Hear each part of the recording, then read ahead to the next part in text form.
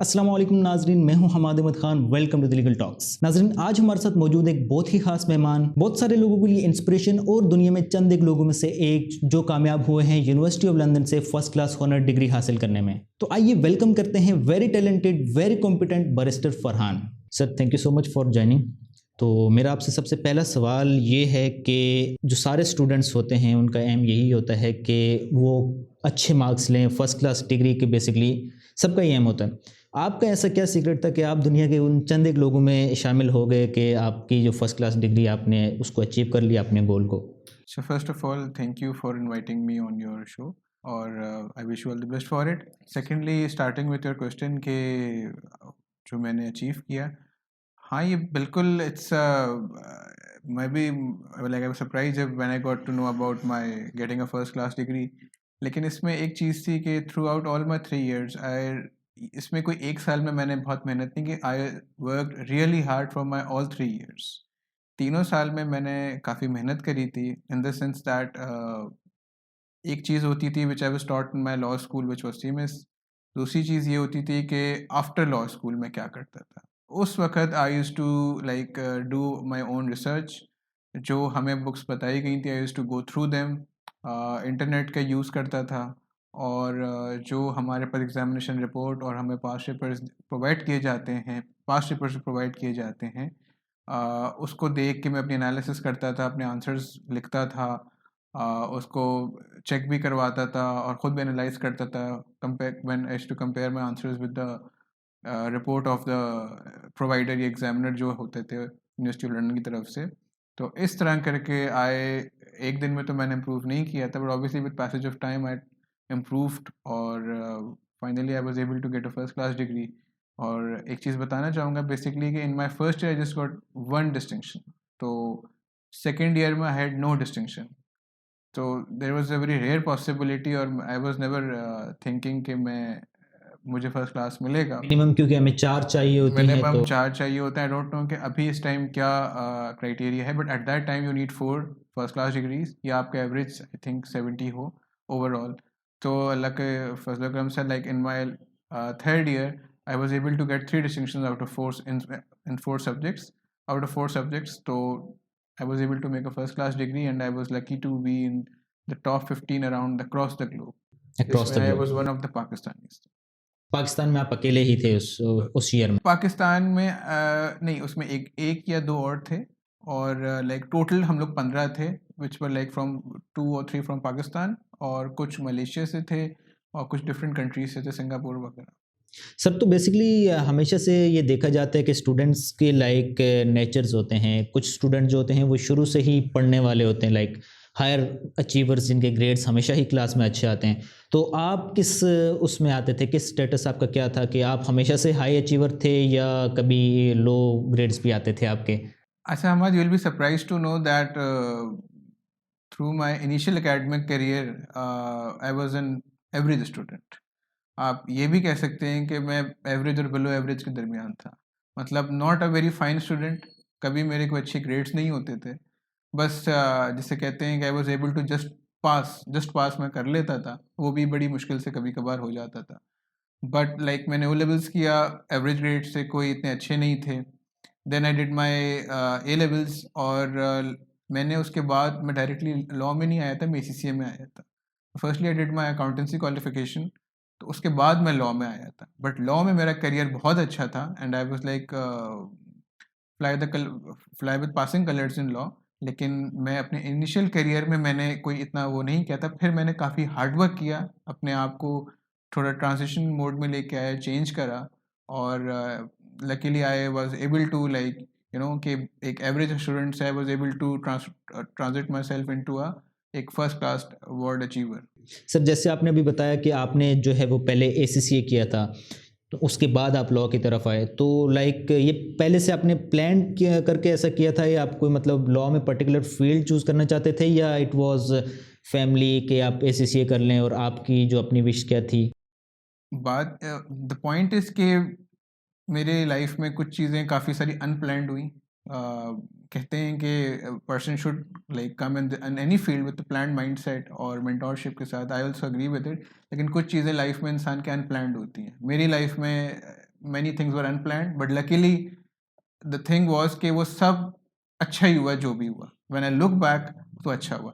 Now coming back to your question कि ACCA में मैं जो आया था, तो थिंग वाज कि एट दैट टाइम मुझे लॉ का इतना नॉलेज नहीं थी और मुझे इतना गाइडेंस नहीं थी, लॉ का पता भी नहीं था, तो आई entered into ACCA. When I was doing my ACCA मुझे ख्याल आया कि मैं इसको एक यूनिक ब्लेंड दूं, क्योंकि ACCA के बाद जनरली लोग CA करते हैं, ICAW करते हैं, CFA करते हैं. मैंने कहा अगर मैं लॉ करता हूं तो I could excel in 2-3 main areas which are, एक तो मेरे कंपनी लॉ पे एक अच्छी ग्रिप हो जाएगी, कमर्शियल लॉ में मेरा एक अच्छा एक ग्रास्प होगा, and the thirdly is the tax area. क्योंकि जनरली लॉयर्स जो हैं वो अकाउंटेंसी बैकग्राउंड से नहीं होते, तो उन्हें कंपनी की फाइनेंशियल स्टेटमेंट्स और डिफरेंट जो चीज़ें होती हैं उसको समझने में उनको इश्यूज आते हैं. ऑब्वियसली एक टेक्निकल एरिया है, like taxation is very technical, और उसके जो लॉयर्स हैं वो भी बहुत कम हैं. अगर उसमें हम ये कहें कि चंद एक रेयर ऐसे वकील हैं जो अच्छे से उसको मैनेज कर पाते हैं, तो ये भी गलत नहीं होगा. तो आपके पास अगर ये एडवांटेज है तो दैट्स वेरी गुड. तो सर मैं ये मुझे आपसे जानना चाहूँगा कि जो आपने एकेडमिक्स में इतना लाइक परफॉर्म किया अच्छा, सो इसमें कोई आपका फिक्स स्टडी और था, कोई स्ट्रेटेजी थी, प्लानिंग थी जिस तरह से आप पढ़ते थे? Fix study in the sense ये था कि बेसिकली मैंने अपनी लाइफ को बिल्कुल रोक नहीं लिया था, इन द सेंस दैट कि बस I am just studying. I like enjoyed my self, ठीक है, इन द सेंस कि मैंने एक अपना टाइम, बिल्कुल आपकी बात ठीक है कि स्टडी टाइम रखा हुआ था, लेकिन इनिशियली ऑब्वियसली हम लोग इतना नहीं पढ़ते. मैं क्लासेस सारी अटेंड करता था, like I was very punctual in regards to my classes, वो मैं नहीं छोड़ता था, और अपने नोट्स वगैरह मैं बना लेता था जो भी क्लास में होते थे, और इस तरह बनाता था कि एंड के like 2-3 months before the exam मैं फुली डेडिकेटेड हो जाता था टूवर्ड्स माय एग्ज़ाम. और इस तरह मैंने अपनी लाइक स्टडी लाइफ और पर्सनल लाइफ को मैंने स्ट्राइक आउट किया, इसका बैलेंस. तो उसमें आप कोई लाइक स्पेसिफिक मेथड्स, कोई इस तरह के प्लानिंग मेथड्स आप यूज़ करते थे जो आपको एडवांटेज देते थे, या एक जो ऑर्डिनरी मेथड है going through books and practising past papers, इस तरह से चलते थे आप? देखिए लाइक अगर हम थोड़े स्पेसिफिक हों तो आई did my LLB from university of London. अब यूनिवर्सिटी ऑफ लंदन के उसमें अगर हम स्पेसिफिक बात करते हैं तो उसके लिए बहुत इंपॉर्टेंट ये होता था कि हमें एग्जामिनर की अप्रोच और उसका माइंडसेट समझना होता है.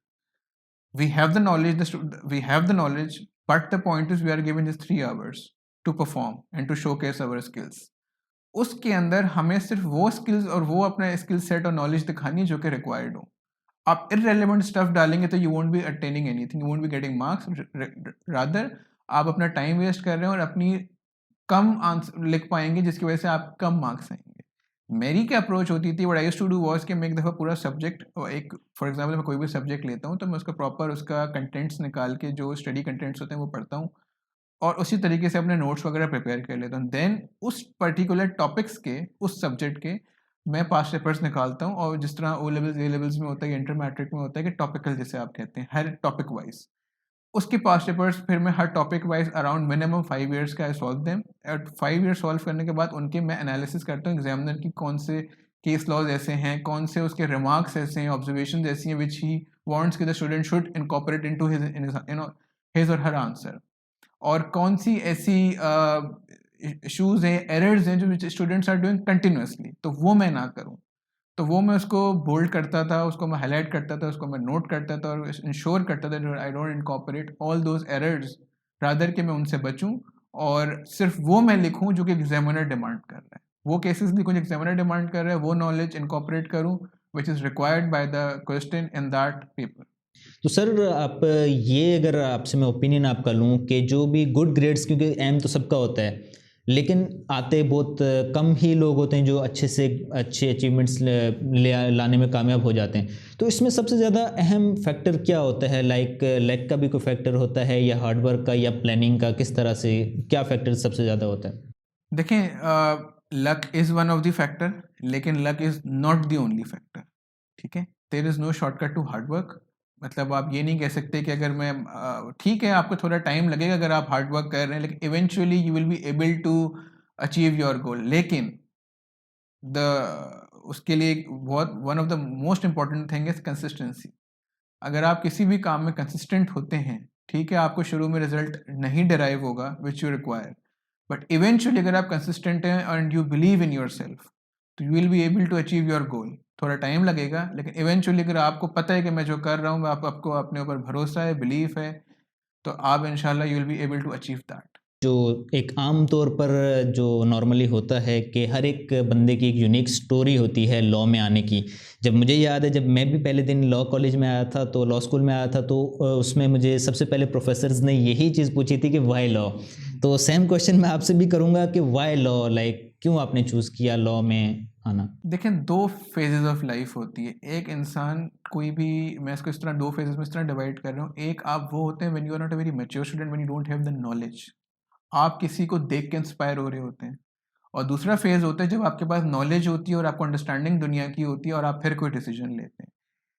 मैं पहले फेज पे आता हूँ। फर्स्ट फेज मतलब जब मैं इनिशियल ईयर से टिल माई OND लेवल्स, मुझे एक शौक था, एक इंटरेस्ट था दैट मैं कुछ अपनी सोसाइटी में इम्पैक्ट कर सकूँ, और मैं कुछ basically I should have a voice, मेरी एक वॉइस हो, और कुछ मैं कर सकूं जिस तरह मैंने कहा। तो अब लेकिन मुझे ये नहीं पता था कि इन शॉर्ट कि मैं उसको अचीव किस तरह कर सकता हूँ। मैंने डिफरेंट रूट सोचे थे, but law exactly was not in my mind, to be frank. इसी वजह से मैं डिफरेंट फील्ड्स का आफ्टर माई लेवल्स में सोच रहा था, और eventually I entered into law, ACCA। अब मैंने जिस तरह आपसे शुरू में बात करी, जो सेकंड फेज ऑफ लाइफ था, when I was bit mature, I had the knowledge और ये सारी चीज़ें थी, उस वक्त फिर मैंने एक यू कैन से एक मैंने एक इन्फॉर्म डिसीजन लिया। और वो मैंने लिया कि भाई मैं ACCA कर रहा हूँ, तो मैंने ये चीज़ें ऑब्जर्व करी कि यार मतलब ये सारी चीज़ें, ये सारे सब्जेक्ट्स हैं, अगर मैं इसको लॉ की एरिया के साथ कंबाइन करता हूँ तो it would be a good blend. फिर मैं लॉ के अंदर आया, सारी चीज़ों को, सारी रिसर्च करके, सारी चीज़ों को अंडरस्टैंड करके, ये मुझे हेल्प करेगा और टू अचीव माई गोल। और इवेंचुअली अब मैं देखता हूँ दैट मेरा जो गोल है अब वो अचीव होना शुरू हो गए हैं। सर, अक्सर हम ये देखते हैं कि एक कंपैरिजन रहता है, एक डिबेट रहती है गुड एकेडमिक्स की और प्रैक्टिकल लाइफ की। आप you are the right person जिससे हम ये चीज़ पूछ सकते हैं, क्योंकि आप एकेडमिक्स में भी अच्छे थे, you are doing very good in practical life as well. तो आप क्या कहते हैं कि जो एकेडमिक अचीवमेंट्स हैं उनका क्या इम्पैक्ट रहता है आपकी प्रैक्टिकल लाइफ पे? देखें, दो मैं फिर डिवाइड करूंगा दो बातें। एक तो बात यह है कि एकेडमिक जो होता है वो आपके लॉ के अंदर कॉन्सेप्ट्स, आपकी अंडरस्टैंडिंग ऑफ लॉ, आपकी इंटरप्रिटेशन ऑफ लॉ पे बड़ा इम्पैक्ट करता है। एकेडमिक्स का ये मतलब नहीं कि सिर्फ आपका स्कोर, एकेडमिक्स का ये मतलब होता है आपकी अंडरस्टैंडिंग ऑफ लॉ। तो अगर कोई ये समझे कि सिर्फ एकेडमिक्स इज अबाउट मार्क्स, तो मैं, मेरा personal belief is not about marks, it's about how much good concepts you have, आपकी अंडरस्टैंडिंग लॉ की कितनी, आप, क्योंकि लॉ में इंटरप्रिटेशन की बात आती है, आप लॉ को कितना अच्छा इंटरप्रेट कर सकते हैं। लॉ तो सबके पास होता है, बात यह कि इंटरप्रेट कौन अच्छा कर सकता है। ठीक है, लॉ सबको पता होता है, बट उसकी इंटरप्रिटेशन एक आर्ट होती है, उसको समझना, उसको समझाना, यानी ये आपकी स्किल्स में शामिल हो ये जाता आपकी है, skills, and skills he important ये होती अब हैं, ड्यूरिंग, मार्क्स और लाइक। हाँ, अब मैं इस पे आता हूँ। तो एकेडमिक लाइफ में आप अपनी स्किल्स पे बहुत फोकस करते हैं। ऑब्वियसली जब आप ज़्यादा पढ़ते हैं तो आपकी स्किल्स भी अच्छी होती जाती हैं। अब आती है बात कि एकेडमिकली जो, अगर ज़रूरी नहीं जिस तरह मैंने एक फर्स्ट क्लास डिग्री ली तो नहीं यही एक क्राइटेरिया, नहीं, ये क्राइटेरिया नहीं होता है। लेकिन आपके एकेडमिक अगर आपका अच्छा बैकग्राउंड होता है, उससे फ़ायदा ये होता है दैट यू, आपके लिए डोर्स बहुत ओपन हो जाते हैं in the practical world, in the sense practical और एकेडमिक वर्ल्ड। जिस तरह I got a scholarship for my bar at law, ठीक है, वो मेरी अपनी लॉ की डिग्री के बेसिस पे थी। I got in to one of the top law firms in Pakistan, वो मेरी लॉ की डिग्री और मेरी ग्रेड के ऊपर था। यानी गेटवेज आपके मेरे लिए लिए उस एंट्री गुड एंट्री मुझे मिल गई थी, तो उसके लिए था। Now come the second point. अब आता है जब आप एक दफ़ा एंटर हो जाते हैं, आपकी प्रैक्टिकल लाइफ शुरू होती है। उस प्रैक्टिकल लाइफ में आपके लिए फिर आपका एकेडमिक एक तरफ आ जाता है, फिर आपकी परफॉर्म आता है, हाउ वेल यू परफॉर्म, क्योंकि वहाँ पर आपकी कंसिस्टेंसी, वहाँ पर आपकी कन्विंसिंग पावर, आपकी नॉलेज, आपका सारा कुछ आ रहा होता है।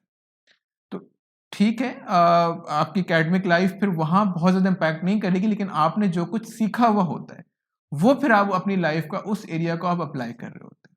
सर, जैसे अभी आपने ये बात कही कि यू गॉट स्कॉलरशिप, तो जो स्कॉलरशिप्स बेसिकली बाहर के लिए हम बहुत रेयर हमें सुनने को मिलता है कि किसी को स्कॉलरशिप मिली हो, तो इसका क्राइटेरिया क्या होता है? लाइक जो स्पॉन्सर हैं या जो आपको स्कॉलरशिप्स दे रहे होते हैं वो क्या देखते हैं? आपकी फर्स्ट क्लास डिग्री देखते हैं या कोई और भी क्राइटेरियाज होते हैं उनके? अच्छा, जिस तरह I went to United Kingdom, तो वहाँ मेनली आफ्टर लॉ लोग LLM या बार करते हैं या LPC होता है। तो इसके मेरे हिसाब से तीन तीन तरीके होते हैं प्राइमरी।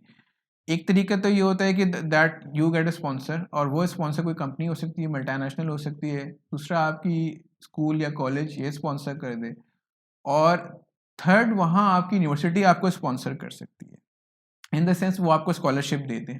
और अगर एम्स की भी स्कॉलरशिप्स आई अब थिंक बिल्कुल आती हैं। फोर्थ चीज़ है, सॉरी 3 ही थे 4 थे, फोर्थ होगा कि वहाँ जैसे हमारे इन्स होते हैं, जिस तरह मुझे लिंकन ने भी कुछ पोर्शन दिया था, तो वो भी आपको स्कॉलरशिप दे देता है।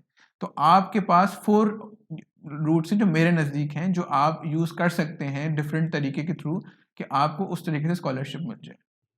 तो वो क्या क्राइटेरिया क्या देखते हैं, लाइक वो आपकी डिग्री देखते हैं या आपकी कोई पर्सनल स्टेटमेंट या इस आपकी स्किल्स पे वो डिसाइड करते हैं? अच्छा, वहाँ पर इस तरह होता है दैट आपकी डिग्री का जो ग्रेड होता है, it is one of the most important factor, ठीक है? तो जैसे फॉर एग्जाम्पल फर्स्ट क्लास थी, तो सबसे पहले मुझे इस बात पर वो फिल्टर करेंगे, प्रायोरिटी मिलेगी प्रायोरिटी आपको। मुझे मिलेगी। सेकंड आपकी पर्सनल स्टेटमेंट होती है कि आप अपनी स्टेटमेंट, अपनी लाइफ को आपने किस तरह, आप अपनी पूरी लाइफ को किस तरह प्रेजेंट कर रहे हैं, जस्ट 1 और 2 पेजेस, ये बहुत इंपॉर्टेंट होता है। कि थर्ड आपका वो ओवरऑल भी एक देख रहे होते हैं कि आप एक ओवरऑल इंसान किस तरह है। फॉर एग्जाम्पल अगर आप स्पोर्ट्स में अच्छे हैं या आप किसी को करिकुलर एक्टिविटी में अच्छे हैं, तो वो उस पर भी आपको कंसिडर करते हैं।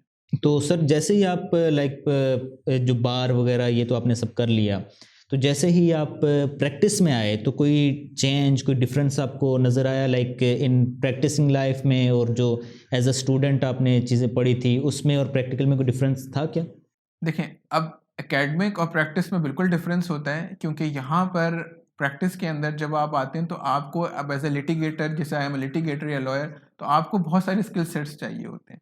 उसमें से फॉर एग्जांपल पहले मैं इस पे आता हूँ स्किल सेट के ऊपर, कि आपको यहाँ पर क्लाइंट से डील करना होता है, क्लाइंट के इश्यूज को सॉल्व करना होता है, डेडलाइंस मीट करनी होती है, आपको डिफरेंट ऑफिस लॉ फर्म के जो पार्टनर होते हैं उनका काम आपको करके देना होता है, काम को किस तरीके से कौन सी चीज़ को कब कौन सी प्रायोरिटी देनी वो करना होता है। If you are litigator you need to appear before the court, you need to convince the जज, तो आपके अंदर कन्विंसिंग पावर भी होनी चाहिए।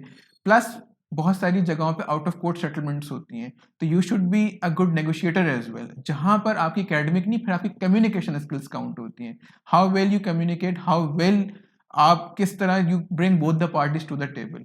तो जब आप प्रैक्टिस में होते हैं तो आपकी बहुत सारी चीजें कंबाइन होकर make you a good litigator. तो आपकी नज़र में लाइक कौन सी ऐसी वो क्वालिटीज़ या कौन सी ऐसी वो स्किल्स हैं जो कि एक वकील को कामयाब वकील बेसिकली बना देती हैं? मैं कहूँगा मेरे लिए तो अभी काफ़ी प्रीमेच्योर ये कहना कामयाब वकील के लिए, बट मैं ये समझता हूँ कि एक तो आपकी लॉ के ऊपर बहुत अच्छी ग्रिप हो, very good grip on law, आपको सारी recent developments, recent case law आपको पता होना चाहिए, कि किसी जिस एरिया फॉर एग्जांपल आप टैक्स में प्रैक्टिस कर रहे हैं, क्रिमिनल में कर रहे हैं, सिविल में कर रहे हैं, आपको उसके रीसेंट केस लॉस पता होने चाहिए, आपको रीड अप टू डेट होना चाहिए, नंबर 1, क्योंकि लॉ बहुत जल्दी चेंज हो रहा हो, लॉ में चेंजेस आ रही होती हैं, डिफरेंट केस लॉज आ रहे होते हैं, डिफरेंट जजमेंट्स आ रही होती है, तो आपको अपडेट रहना होता है ताकि आप अपने क्लाइंट के लिए बहुत अच्छा उसके लिए फाइट कर सकें। तो एक तो ये बात होगी। दूसरी चीज़ ये होती है, जिस तरह मैंने आपको कहा कि लॉयर एक पैकेज होता है। लॉयर इज़ नॉट ओनली कि आपको बस एक किताब दे दी और आप एक ऑफिस में बैठे हुए हैं। अगर आपको एक लिटिगेटर बनना है तो उसके लिए नॉलेज प्लस आपकी communication skills should be very very good, क्योंकि आप जब आप डाउन द रोड आप फ्यूचर में जाते हैं लाइक 3-4 ईयर्स, तो फिर आपको क्लाइंट्स खुद भी लेके आने होते हैं, क्योंकि इवेंचुअली लिटिगेटर एक सेल्फ एम्प्लॉयड प्रोफेशन भी होता है। अगर आप किसी लॉ फर्म में हैं, तो वहाँ पर आपको उसकी रेवेन्यू के साथ भी आपको रेवेन्यू जनरेट भी करना होता है। For that you need to bring in clients as well, and to bring in clients you need to showcase your skills. But how would you showcase your skills? अगर आपके अंदर कम्युनिकेशन स्किल्स अच्छे नहीं होंगे, आपका कम्युनिकेशन सेट, आप किसी से आपकी बात करने के स्टाइल आपकी, तो वो फिर आपको थोड़ा सा बैकफुट पे ले आएगा, क्योंकि क्लाइंट को लेके आना, ठीक है, क्लाइंट को कन्विंस करना, know that you are the right person to fight for his case and to represent him before the honourable court. तो उसके लिए आपकी कम्युनिकेशन स्किल्स, और जिस तरह मैंने आपको थोड़ी देर पहले कहा कि बहुत सारी जगहों पर आपने देखते हैं जिस तरह आउट ऑफ कोर्ट सेटलमेंट्स होती हैं, तो कभी छोटे स्मॉल स्केल केसेस में भी होती हैं, कभी लार्ज स्केल केसेस में भी होती हैं। तो जब बड़े केसेस हो, कॉम्प्लेक्स केसेस हो, तो वहाँ आपको बहुत सारी चीज़ अंडरस्टैंड कर फिर दोनों पार्टीज को ला कर उनके लॉयर्स को उनके भी लॉयर्स होते हैं, फिर आप दोनों पार्टीज को समझाते हैं कि क्यों आप आउट ऑफ कोर्ट सेटलमेंट कर लेते हैं या नेगोशिएशन कर लेते हैं, तो अपने क्लाइंट का इंटरेस्ट किस तरह आपको प्रोटेक्ट करना होता है। तो मैं ये कहूँगा कि आपके लिए ये 3-4 चीज़ें बड़ी इंपॉर्टेंट होती हैं।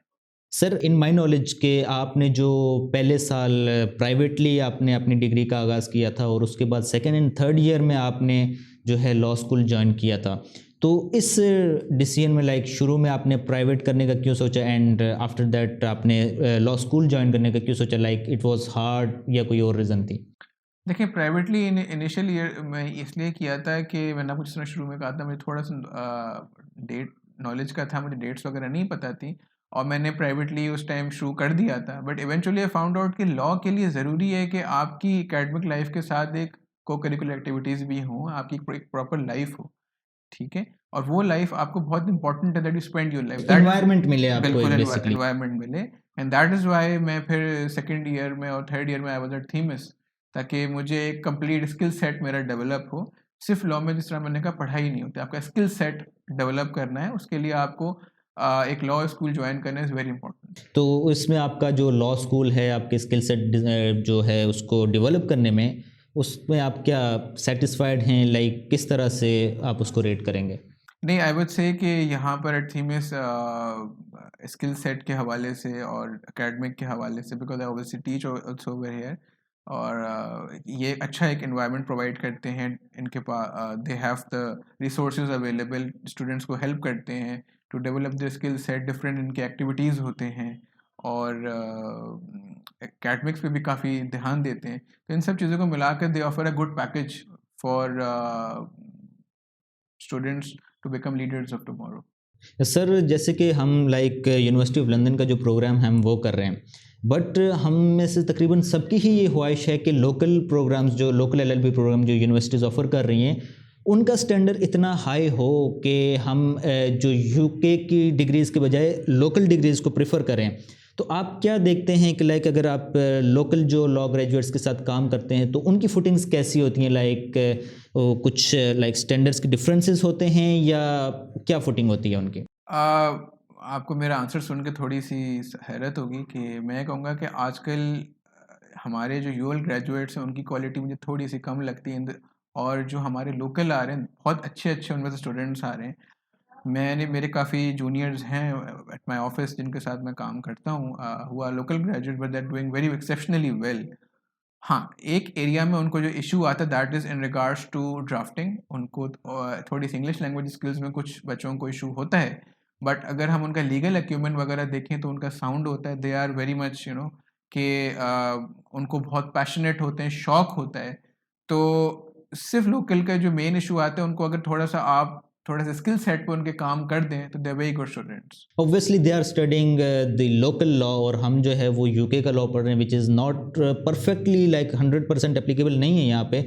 बेशक उसकी डॉक्ट्राइन्स शायद सेम हों बट डायरेक्टली एप्लीकेबल नहीं है, और उनकी जो यहाँ पे वो पढ़ रहे हैं तो they are studying the Pakistani law, तो ऑब्वियसली उनकी फुटिंग अच्छी होगी। तो लेकिन जो एजुकेशन का स्टैंडर्ड है, हम ये देखते हैं कि 5 ईयर प्रोग्राम जैसे कि मैट्रिक इंटर में होता है उसी तरह से लॉ में भी हो रहा है। तो इस चीज़ को आप किस तरह से देखते हैं, कैसे हम एजुकेशन का स्टैंडर्ड बढ़ा सकते हैं लोकल लॉ में? देखिए, लोकल लॉ में मैं कहूँगा एक बेंचमार्क लॉ स्कूल है विच इज़ लम्स का, ठीक है। हमारे पास एक right now as of now हमारे पास एक अच्छा एग्जाम्पल है in the form of lumps.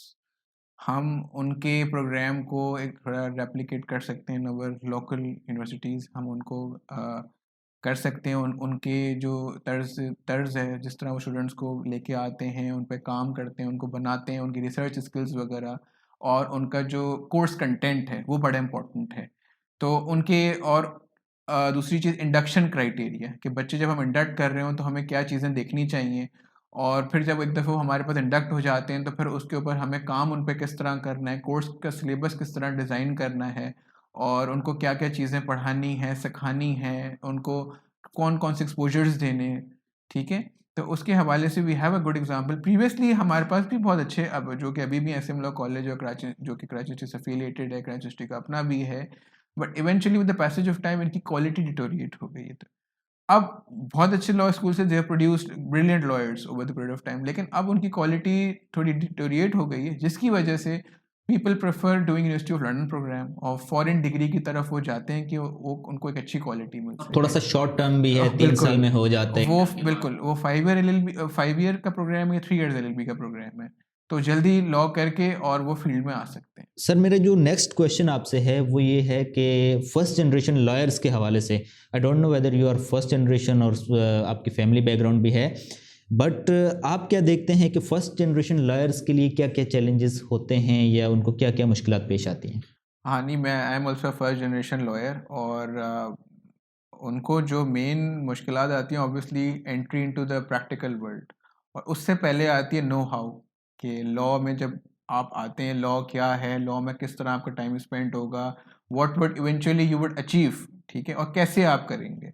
अब अगर आपके ऑब्वियसली गाइडेंस होती है तो एक डिफरेंस आ जाता है, लेकिन फर्स्ट जनरेशन लॉयर का ये फ़ायदा मतलब फ़ायदा भी क्या है, और उसमें ऑब्वियसली थोड़े से शॉर्टकमिंग्स भी होते हैं, कि आप जब लॉ कर लेते हैं तो फिर आपको थोड़ा सा, कि जो ऑब्वियसली जिसके पास पहले से जो जिसके पेरेंट्स हैं या जिसके ग्रैंड पेरेंट्स वगैरह हैं, कोई फैमिली में लॉयर है, वो उसको किसी लॉयर के साथ कनेक्ट करा देता है, तो you can get entry into the practical world. लेकिन जिस तरह फर्स्ट जनरेशन लॉयर अगर जो बच्चा है, जिस तरह मैं था, मेरा कोई वो नहीं था, कोई कनेक्शन नेटवर्किंग नहीं थी, लेकिन आप अपने रिजल्ट से, आप अपनी पर्सनैलिटी से, आप अपनी नॉलेज से, आप किसी भी second, third, fourth, fifth generation lawyer को आप आउटशाइन कर सकते हैं। जिस तरह मैं प्रैक्टिकल वर्ल्ड में एक अच्छी लॉ फर्म में मैं आ गया था, इस तरह आई बिलीव कि दूसरा बच्चा भी आ सकता है। सर जैसे कि आप एक बैरिस्टर भी हैं, आपने बार एट लॉ भी किया हुआ है, तो आप इसको प्रैक्टिकल लाइफ में जो प्रोफेशन में आपको इससे कोई एडवांटेज आपको देखने को मिलता है, जो प्रैक्टिकल एडवांटेज जो हो उसमें आपको कोई नज़र आता है सब? देखिए लॉ में, और मेरा मेरा इस तरह से था कि बेसिकली मैंने लॉ किया और उसके बाद I work for 2.5 to 3 years, और फिर मैं बार एट लॉ करने के which I will suggest to my juniors as well कि आप फ़ौरन बार करने नहीं जाएं या मास्टर्स ना करें, पहले आप एक्सपोजर लें मार्केट की, आप नो हाउ लें कि प्रैक्टिस में होता है क्या, फिर आप अपनी फर्दर क्वालिफिकेशन पता करें। तो चले कि लाइक बिल्कुल। What do you want to do, हाँ आप आपकी चीज़ क्या है, आपको इंटरेस्ट किस में है, वेदर इन हाउस में है। बिल्कुल।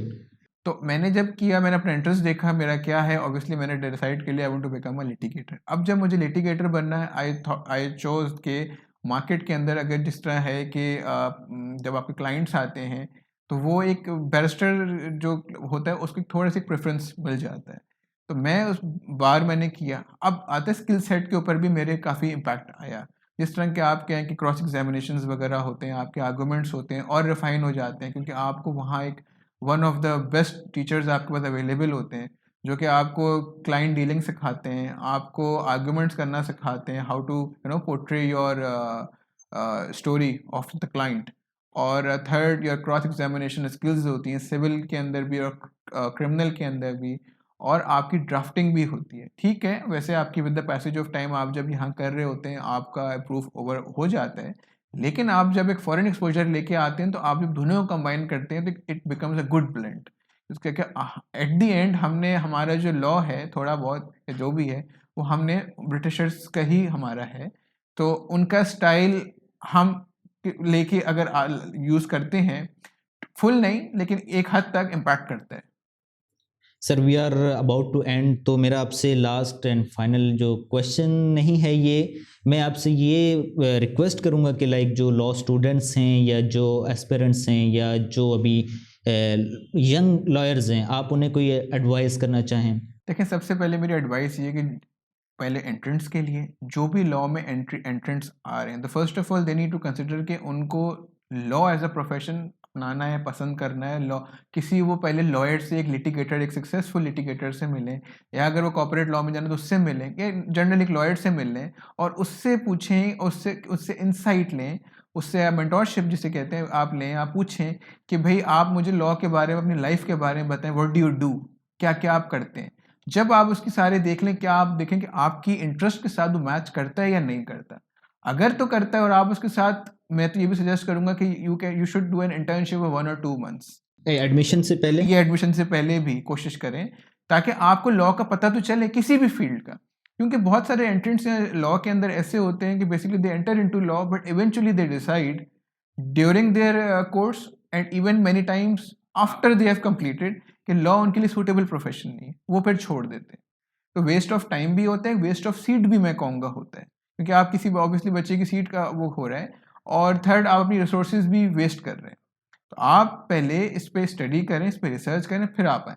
अब आप जब लॉ में आ गए, एंट्री आपने कर ली, अब आप आपके पास प्लान बी, अब कुछ ऑप्शन और नहीं है, अब आपको लॉ के अंदर ही एक्सेल करना है। फिर आप ये देख, फिर उसके लिए मैं कहूँगा सिर्फ hard work, hard work, hard work. Sir अभी इसी आपकी बात से मेरे जहन में एक और सवाल आ गया, लाइक जो लॉ का एक प्रोफेशन है उसको उसकी काफ़ी बैड पब्लिसिटी है, लोग काफ़ी लाइक बुरा भी समझते हैं लॉयर्स को, इसकी क्या रीजंस हैं और कितनी किस हद तक इसमें सदाकत है? देखें, जब किसी बात के भी कोई र्यूमर्स होते हैं या किसी बात पे किया जाता है तो कुछ ना कुछ तो उसमें होता ही है। देखें, हर फील्ड की तरह हमारे फील्ड के अंदर भी कुछ लोग ऐसे हैं बिकॉज ऑफ विच हमारा प्रोफेशन डिमीन होता है, लेकिन इसका मतलब नहीं है कि लॉ ही ख़राब profession, because law is a noble profession. ये नोबल पीपल का प्रोफेशन। अगर आप दुनिया में जितने भी बड़े लोग जिन्होंने चेंज लेके आए हैं वो जनरली लॉयर्स हैं। जो दुनिया को इस टाइम रूल कर रहे हैं मोस्टली आर लॉयर्स। हमारा मुल्क जिसने आज़ाद कराया, the founder, he was also a lawyer, ठीक है। और जिन्होंने सोचा मुल्क के बारे में, पाकिस्तान बनाने के बारे में, अल्लामा इकबाल साहब, वो भी एक लॉयर थे। तो लॉ एक ऐसा है प्रोफेशन हम के, और इंटरनेशनली भी अगर हम देखते हैं तो lawyers are ruling the world, ठीक है। उनके पास एक पावर है, और बड़े बड़े जिन्होंने कारनामे किए, मतलब काफ़ी लोग थे जिन्होंने बड़ी मूवमेंट्स चलाई, ठीक है, अपनी स्ट्रगल करी, डिफरेंट मूवमेंट्स। आप अपार्थाइड मूवमेंट कह लें साउथ अफ्रीका के अंदर नेल्सन मंडेला की, या किसी और की आप कह लें, दे वर लॉयर्स। तो ये बहुत अच्छा प्रोफेशन है जिसको बेसिकली अपने आप को एक लीडर समझता है ऑफ टुमारो, और जो कि एक चेंज लाना चाहता है अपनी सोसाइटी के अंदर, उसके लिए I think law is the best profession. तो सर जो बैड पब्लिसिटी तो क्योंकि है, तो अब लॉयर्स को ऐसा क्या करना चाहिए कि वो बैड पब्लिसिटी जो है वो गुड पब्लिसिटी में चेंज हो जाए? देखिए, लॉयर को ये करना चाहिए कि अपना काम से अपना दिखाएं, ठीक है।